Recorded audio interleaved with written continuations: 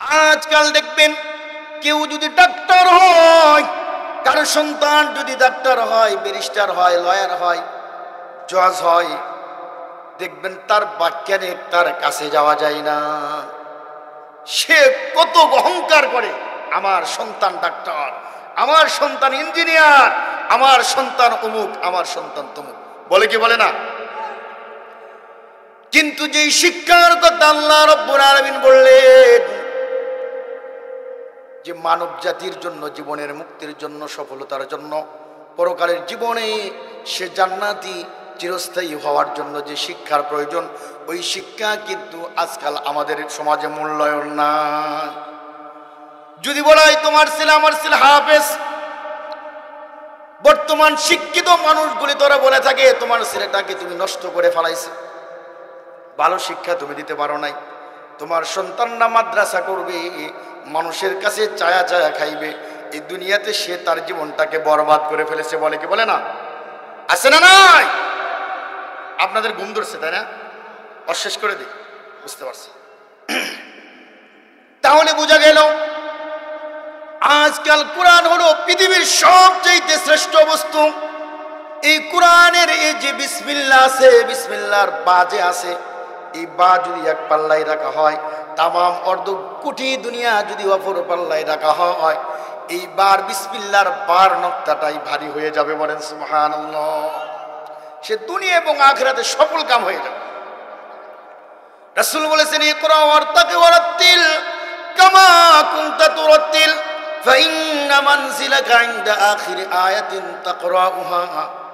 আমি একজন হাফেজ কোরআনকে পরকালে আমি রব্বুল আলামিন এমন সম্মান দান করব, কোটি কোটি মানুষ যখন বেহুশ হয়ে যাবে, ইসরাফিলের ফুৎকারের কারণে মানুষ যখন পাহাড়গুলি যখন তোলার মতো হয়ে যাবে, আসমানগুলো যখন খসে খসে পড়ে যাবে, নক্ষত্রগুলো যখন টুকরো টুকরো বিচ্ছিন্ন হয়ে যাবে, ওই সময় কবরের ভিতরে যে মানুষগুলো আছে, মানুষগুলো উঠে দাঁড়াবে, তারা যখন সবাই মিলে একত্রিত হয়ে হাসরের ময়দানে তোরা যাত্রা শুরু করে দিবে। মাথার আঘাত উপরে সূর্য থাকবে, যেই সূর্যের তাপের কারণে মানুষের মগজগুলো টকবাক করে করে, কারো পা পরিমাণ হবে, হাঁটু পরিমাণ হবে, কোমর পরিমাণ হবে, মানুষের মগজগুলো গলে গলে কেউ নদীর মতো সাঁতরাতে থাকবে। ওই মুসিবতের সময়, ওই বিপদের সময় আল্লাহ রাব্বুল আলামিন হাফিজে কোরআনের মা বাবাকে ৬৬৬৬ তালার উপরে রেখে তাদের উপরে নূরের আল্লাহ তারা পাগড়ি দিয়ে তাদেরকে সম্মানিত দান করবেন, বলেন সুবহানাল্লাহ। হাফিজে কোরআনকে বলা হবে ইকরা ওয়ারতাকি, হে হাফিজ তুমি পড়তে থাকো আর ওয়ারতাকি তুমি চড়তে থাকো, তোমার গন্তব্যে যেই পরিমাণ তুমি আয়াত পড়বা ওই পরিমাণ স্বর্ণে তালার উপরে তোমার স্থান হয়ে যাবে, বলেন সুবহানাল্লাহ। যত আয়াত পড়বে সে তত দ্রুত গতিতে উপরে উঠতে থাকবে। এই সম্মানের কথা আল্লাহ বলেছেন। পৃথিবীতে কোরআনের শিক্ষার মতো কোনো শিক্ষা পৃথিবীতে নাই। এই কোরআন মানুষকে সভ্যতা শিখিয়েছেন। জাহিলিয়ত যুগে যখন অন্ধকারে বর্বরিচিত ছিল, মানুষ মানুষকে অধিকার দিত না, মানুষ মানুষকে সম্মান করতে জানতো না, নারীদেরকে জীবিতভাবে হত্যা করা হতো। ওই সময় মুহাম্মদুর রাসূলুল্লাহ সাল্লাল্লাহু আলাইহি ওয়াসাল্লামের আবির্ভাব হলো। তিনি পেরেশানিতে ছিলেন, হায় আমার এই সমাজকে কিভাবে আমি পরিবর্তন করতে পারি। জাহিলি যুগে যখন কোনো বাড়িতে এক বাড়ির ছাগল অপর বাড়িতে যাইতো, সেটাকে নিয়ে তারা 100 বছর পর্যন্ত যুদ্ধ করত। সন্তানকে বলে যেত, সন্তান রে আমি তাদের প্রতিশোধ নিতে পারলাম না, ওসিয়ত করে যাই তোমরা আমার মৃত্যুর পরে তাদের তোমরা প্রতিশোধ নিবা। তার মানে তাদের বুদ্ধি শক্তি, আকল জ্ঞান কোনো কিছু ছিল না। এই অবস্থা থেকে রাসূলুল্লাহ ধ্যানে মগ্ন হয়ে যেতেন। ওই যে গাড়ে সুরের ভিতরে, হেরা গুহার ভিতরে তিনি ধ্যানে মুগ্ধ হয়ে থাকতেন। এখনো নবুয়ত প্রাপ্ত হন নাই। 2 দিন 3 দিন 7 দিন পর্যন্ত তেনার খাবার নিয়ে সেই সুউচ্চ পাহাড় আমি দেখেছি। আর এক কত বড় পাহাড়, সেখানে আমাদের মতো ইয়াং যুবকরা উঠতেই আমরা হিমশিম খেয়ে যাই। সেখানে আমাদের মা খাদিজাতুল কুবরা সেখানে দৈনিক যাইতেন, রাসূলের জন্য খাবার নিয়ে যেতেন। আজকাল কোন স্বামী যখন ধর্ম কাজে যখন লিপ্ত হয়ে যায়, 3 দিন 7 দিনের জন্য যখন চিল্লায় যায়, দেখবেন আমাদের সমাজের কিছু নারীরা আছে, এরা বলে যে তোমার কোনো কাজ নাই কাম নাই, 7 দিন ধরে বাড়ির থেকে চলে গেছো, বাড়ির যে কি অবস্থা এটা তোমার খবর নাই। মা খাদিজাতুল কুবরা ছিলেন মক্কার ভিতরে 7 নাম্বার ধনী, বিশাল বড় ব্যবসার অধিকারী ছিলেন। তিনি যখন দেখলেন আমার ব্যবসার জন্য লোক দরকার, মক্কার ভিতরে বলে দিল একজন বিশ্বস্ত একজন ব্যবসায়ী আমার দরকার, যিনি শুধু শ্রম দিবেন, আমার সাথে শেয়ার হোল্ডের ব্যবস্থা করবেন, ব্যবসা করবেন। ওই সময় আবু তালিব সংবাদ দিল আমার ভাতিজা আছেন, নাম হলো মুহাম্মদ, তিনি তোমার সাথে ব্যবসা করার জন্য রাজি আছেন। যখন ঠিক বললে ঠিক আছে, তাহলে মানুষের কাছে শুনলেন মুহাম্মদ নামে একটা ছেলে আছে, এই ছেলেটা কেমন, মানুষের এক বাক্যে বলে দিল তিনি তো আলামী, কিন্তু বিশ্বস্ত এই মক্কা মদিনার ভিতরে, তেনার মতো বিশ্বস্ত পৃথিবীতে নাই বলে। সুবহানাল্লাহ। খাদিজাতুল কুবরা পছন্দ হয়ে গেল, তেনাকে নিলেন, কিন্তু তিনি ব্যবসা ঠিক মতো করেন কি না করেন এই জন্য একটা গোয়েন্দার ব্যবস্থা করলেন, পাঠিয়ে দিলেন গোয়েন্দাকে যে তুমি দেখবা মুহাম্মদ কি ঠিকঠাক ব্যবসা করে নাকি সেখান থেকে টাকা পয়সা সরায় ফেলায়, এই গোয়েন্দা নজরদারি তুমি করবা সবসময়। সফর চলে গেল, ব্যবসা বাণিজ্য শুরু হয়ে গেল, মাসকে মাস তিনি ব্যবসা করতেছেন, এই পরিমাণ লাভবান হইতেছেন।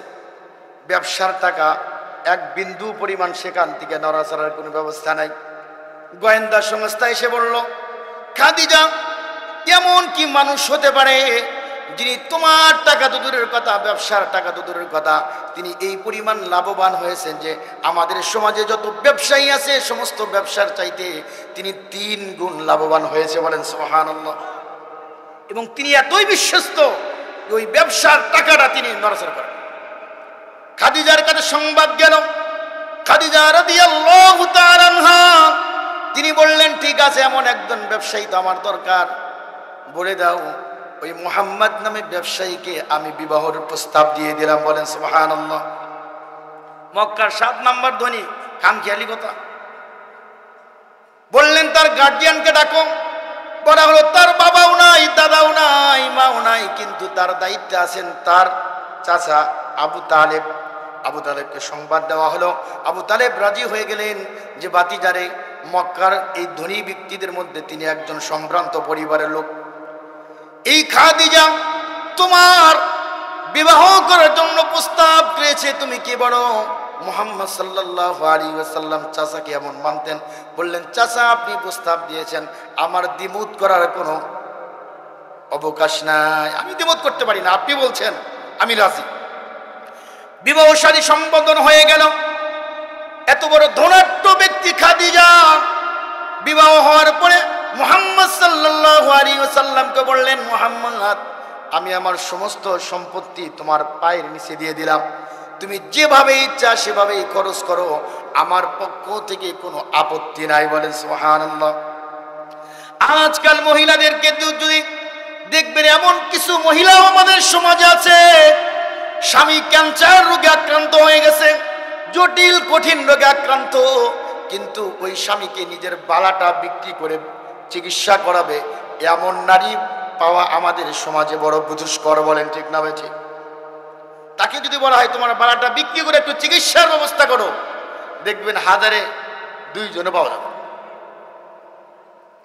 বলবে না আমি আমার বালা বিক্রি করে কি তোমার চিকিৎসা করতে পারবো না, বলে কি বলে না? এ আমার মা বোনেরা, তোমরা খাদিজার থেকে শিক্ষা গ্রহণ করো, স্বামীকে কেমন ভালোবাসতে হয়। তিনি ওই হেরা গুহার ভিতরে গিয়েছিলেন, একদিন 2 দিন নয়, মাসকে মাস, বছরের পর বছর, দিনের পর দিন গিয়ে গিয়ে তিনি খাবার দিয়ে আসছেন। কোনোদিন একথা বলেন নাই যে আপনি ঘর বাড়ির সংসার ছেড়ে এখানে বসে আছেন, এটা আমার বড় খারাপ লাগে, কোনো কথা তিনি কখনোই বলে নাই। তিনি বলে আমার সম্পত্তি সব নেন আপনি। আজকাল আমরা মনে করি নেককার মহিলা তারাই যারা বোরকা পরে, মনে করি কালো একটা বোরকা মাথায় থেকে পা পর্যন্ত দিলেই নেককার হয়। আদৌ নেককার সেই ব্যক্তি নয়।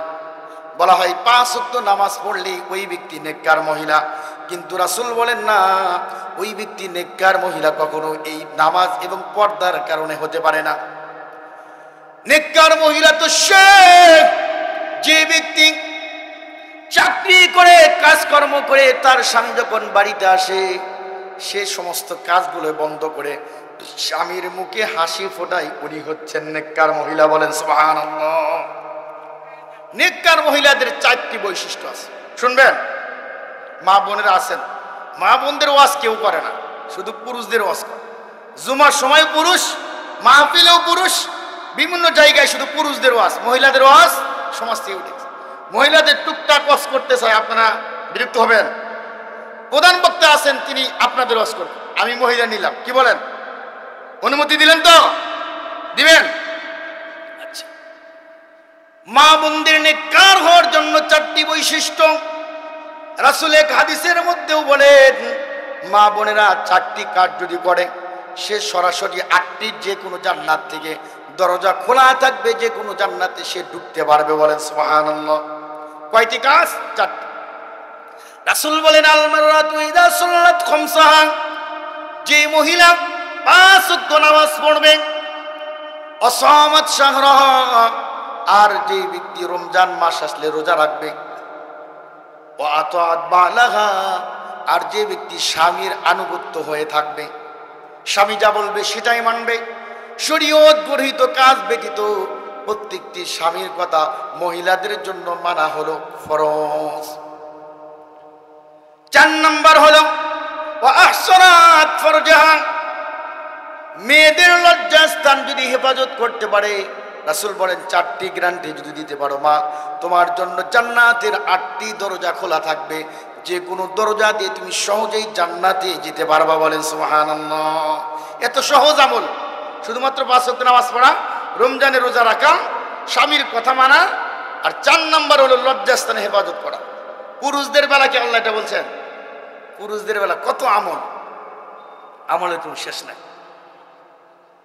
বলতেছিলাম নেককার মহিলা, অনেক মহিলা এমন পাওয়া যায় বোরকা পরে, তার হাতের আঙ্গুল পর্যন্ত দেখতে দেখতে কেউ পারে না, কিন্তু সে স্বামীর সাথে কোনো বরাবরই নাই, স্বামীর কথা মানে না, শুধু ক্যাসাল বাজে, ঝগড়া বাজে, বিবাদ বাজে, সন্তানের সামনে স্বামীর সাথে মারামারি করে, এমন মহিলা আছে না নাই?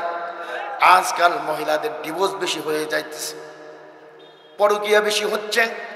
মা বোনেরা, তোমাদেরকে দৃষ্টি আকর্ষণ করছি, তোমরা স্বামীদেরকে দোষ দাও। আমি জানি স্বামীর একটু অপরাধী আছে, কিন্তু ওই যে ফেরাউনের মতো অপরাধী কিন্তু এই যুগের স্বামীরা না। বলেন ঠিক না? ঠিক। ফেরাউন আসিয়াকে এমন নির্মম নির্যাতন করেছিল, আসিয়ার হাতে পেরাক, পায়ে পেরাক, মাথার উপরে পেরাক, জিহ্বার মধ্যে পেরাক মারছিল। ওই ভয়ঙ্কর স্বামী ফেরাউন বলছিল, আসিয়া রে, তুমি আল্লাহর ইমান থেকে দূরে সরে আসো, তাহলেই তোমাকে শাস্তি থেকে মুক্তি দেওয়া হবে। আসিয়া বলছিল, ওই মুসিবতের সময় আসিয়া এরপরেও শাস্তির পরেও এ কথা স্বামীর নামে বিন্দু পরিমাণ বদদুয়া করে নাই। আসিয়া বলছিল, আল্লাহ, এই শাস্তি আমাকে ফেরাউন এবং তার দলবল দিচ্ছে, আল্লাহ এই শাস্তি থেকে আপনি আমাকে হেফাজত করেন, আপনি আমাকে জান্নাতের ভিতরে এমন একটা ঘর বানায় দেন যেখান থেকে আমার স্বামীকে আমি দেখতে পারি।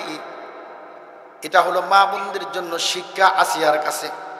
আজকাল মা বোন পাওয়া যায়, যদি স্বামী একটু কত কাটাকাটি করে দেখবেন, বলে তোর সংসারে এসে আমি কখনো শান্তি পাই নাই, তোর সংসারে এসে আমি কখনো সুখ পাই নাই, যে তোর সংসারে চাইতে আমি যদি তোর সংসারে আমি মহিলা দেখে আসি, অন্য কোনো মহিলা হয়ে থাকতো না। বলে কি বলে না? রাসূল বলেছেন, নেককার ওই মহিলা, যেই মহিলা স্বামী যখন ঘর থেকে বাইরে আসেন, বাইরে থেকে যখন ঘরে আসে, চাকরি করে 8 ঘন্টা 10 ঘন্টা ডিউটি করে যখন বাড়িতে আসে, তখন ওই মহিলার পক্ষে ফরজ হয়ে যায় ওই মহিলার স্বামীর কাছে এসে, স্ত্রীর স্বামীর কাছে এসে স্বামীর মুখে হাসি ফোটানোর জন্য স্ত্রীর জন্য ফরজ হয়ে যায়। কিন্তু এখন দেখা যায় কি, স্বামী যখন ক্লান্ত হয়ে পরিশ্রান্ত হয়ে বাড়িতে আসে, আমাদের মহিলারা কি করে জানেন? যখন ডাক দেয়, সকিনা আসো, জরিনা আসো, জরিনা দেখবেন স্বামীর কাছে আসে না, স্বামী তখন সে হাঁসের খাবার নিতে ব্যস্ত হয়, বলেন ঠিক না বেটি? সে আর হাঁসের খাবার দেওয়ার সময় পায় না, গরুর খাবার মুরগির খাবার নিয়ে তখন ব্যস্ত হয়। মা বোনেরা, তোমরা নেককার তখনই হতে পারবা তোমার স্বামীর মুখে তোমাদের হাসি ফোটানো, তার কাছে এসে একটু সময় দেওয়া, তার মানসিক শান্তি দূর করে দেওয়া। বলা হয়েছে, বিজ্ঞানীরা বলছেন যে যখন পুরুষ ক্লান্ত হয়ে যায়, যখন পেরেশানিতে থাকে, তখন যদি স্ত্রীর কাছে 2-4টা কথা বলে, তখন তার পেরেশানিগুলো দূর হয়ে যায়। বলে সুবহান। বছর না আসতেই তোমার মা বাবার থেকে তুমি আলাদা করে দিচ্ছ, তোমার কপালে ডিভোর্স ছাড়া কিছু নাই। বলেন ঠিক না বেটি? আজকাল বৃদ্ধাশ্রমের সংখ্যা বাড়তেছে। বৃদ্ধাশ্রম আজকে এই সকল নারীদের জন্য মা বাবাদের বৃদ্ধাশ্রমে যেতে হয়। বলেন ঠিক না বেটি? নারীরা নেককার হবে এই কইতা যে স্বামী যা পছন্দ করে তোমার সেটাই পছন্দ মানতে হবে। স্বামী চাইতেছে তোমার ডানা কাটা ব্লাউজ তুমি গাই দেবা, স্বামীর সামনে এটাই তুমি করবা। আজকাল মহিলারা দেখবেন স্বামীর সামনে এমন নোংরা কাপড় পরে আসে, স্বামীর সামনে আসলে গন্ধে স্বামী বলে সরো এখান থেকে, ফিলিংসই আসে না, তার প্রতি আকর্ষণ হয় না। হয় কি হয় না? এমন মহিলা কি আপনাদের সমাজে আছে? এখানে নাও থাকলে আমাদের গাইবান্ধায় আছে, অসংখ্য আছে। দেখবেন যদি একদিন মার্কেটে যাওয়ার কথা শুনছে, 1-1.5 ঘন্টা লাগে তার শাস্তি। সে মার্কেটে যাবে মানুষকে দেখানোর জন্য, সে স্যান মারতেছে কত রঙের কাপড় জামা পরে, সে মার্কেটের সমস্ত মানুষকে দেখাচ্ছে। কিন্তু স্বামী বাছারা তোমার মাথার থেকে পা পর্যন্ত যিনি দায়িত্ব নিলেন, যিনি তোমাকে সুখে সুখী হন, তোমার দুঃখে যিনি দুঃখিত হন, ওই স্বামীর জন্য তুমি কোনোদিন সাজো না। বাড়িতে যখন কোনো মানুষজন আসে, তখন দেখবেন স্ত্রী এমন ভাবে ঘর পরিপাটি করে রাখে, কাপড় চুপড় আলনা চোখে সব কিছু সুন্দর করে রাখছে। স্ত্রীকে বলা হলো, তুমি কেন এত সুন্দর করে সাজগোজ করতেছ? বলে যে আজকে আমাদের বাড়িতে মানুষ আসবে। কি আসবে? তার মানে তার স্বামীর এসে মানুষ মনে করে না। কি মানুষের জন্য তুমি এত কিছু করলা, আর তুমি তোমার স্বামীর জন্য যত আবর্জনা আছে, যত খারাপ জিনিস আছে, এগুলো রাখো। মা বোনেরা, তোমাদেরকে সতর্ক করি, তোমরা বলো আমার স্বামী ভালো না, অমুক মহিলার সাথে কথা বলে, তমুক মহিলার সাথে সম্পর্ক, এর জন্য স্বামী যেমন দায়ী, স্বামীর চাইতে তার স্ত্রী আরো বেশি দায়ী। বলেন ঠিক না বেঠিক? কারণ তুমি তোমার স্বামীকে ভালোবাসা দিতে পারো নাই, তুমি পরিপাটি হয়ে থাকতে পারো নাই। তোমার স্বামী প্রত্যেক দিন তুমি তোমার স্বামীর সামনে জামা চেঞ্জ করবা। স্বামী যখন আসবে জানা আছে অমুক টাইম স্বামী আসবে, শরীরে স্যান মারবা, আয়নার সামনে দাঁড়িয়ে থাকবা। রাসূল বলেছেন, স্বামীর জন্য কোনো মহিলা যখন আয়নার সামনে দাঁড়িয়ে সাজে, দাঁড়িয়ে নফল নামাজ পড়লে যে সব, এর চাইতে বেশি সব আল্লাহ তার আমল নামায় দিয়ে দেয়। বলেন সুবহান। বলা হয়েছে, স্বামী যখন স্ত্রীর হাতটা ধরে নফল নামাজের সব হয়। বলেন সুবহান। কিন্তু আজকাল কিছু স্বামী আছে, বউর হাত ধরে না, হাত ধরে শালীর। বলেন ঠিক না ঠিক? পাশের বাড়ির ভাবির হাত ধরে বলে আই লাভ ইউ, কিন্তু স্ত্রীর হাত ধরে কোনোদিন বলে না আই লাভ ইউ, তোমাকে আমি ভালোবাসি। বলেন ঠিক না ঠিক? স্ত্রীদের 3 নম্বর নেককার স্ত্রীদের বৈশিষ্ট্য হলো, নারীদের বৈশিষ্ট্য 3 নম্বর হলো স্বামীর সম্পদ এবং স্বামীর সন্তানদেরকে হেফাজত করে রাখা। স্বামীর সম্পদ এবং সন্তানদেরকে হেফাজত করা, এটা 3 নম্বর বৈশিষ্ট্য নেককার নারী হওয়ার। দেখবেন স্বামীকে হেফাজত রাখা, সন্তানদেরকে হেফাজত রাখা, তার মাল সামানে হেফাজত রাখা। দেখবেন কিছু মহিলা আমাদের সমাজে আছে, স্বামী টাকা পয়সা কামাই করে অনেক কষ্ট করে পকেটের মধ্যে টাকা রাখে, স্বামীরে না বইলেই সে 200-300 টাকা মাইরা দেয়। আছে না নাই? আছে না নাই? অনেক মহিলা আছে যে স্বামীর সম্পদ, পকেটের টাকা, অর্জিত টাকা, শ্রম, মাথার থেকে পায়ে ফেলানো ঘামের টাকা দিয়ে সে কি করে? ওখান থেকে টাকাই করে। এটা কিন্তু নেককার নারীদের বৈশিষ্ট্য নয়। 4 নম্বর নেককার নারীদের বৈশিষ্ট্য হলো